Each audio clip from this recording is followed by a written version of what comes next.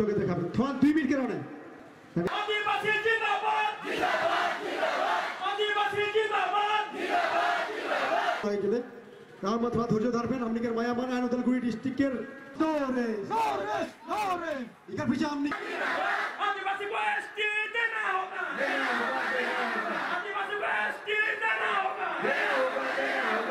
আমি কই দিব খুঁজিছো বিজেপি সরকার আদিবাসীর ভোট নলৈ পেলাই যদি আপনি সরকার বনাব যদি ভাবিছে তেতিয়াহলে মিছা কথা আপোনালোকে বাই বাই হব অসমৰ পৰা একদম সিধা কথা বাই বাই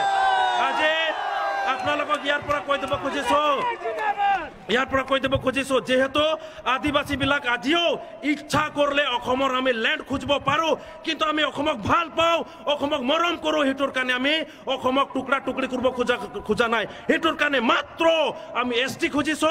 ল্যান্ড পাটা খুঁজিছো আৰ বাগানৰ হাজিৰা 350 খুঁজিছো আমাক temporary ration card BPL card এই 200 টাকা 300 টাকা 4000 পয়সা দি পেলাই আদিবাসীক আপোনালোকে ঠকাব নোৱাৰিব আপোনালোকে যদি ইমান ভিক্ষাৰী হয় তেতিয়াহলে আদিবাসীৰ পৰা আমি কালেকশন কৰি আপোনালোকক আমি পয়সা দিম আপোনালোকে যদি ভিক্ষাৰী হয়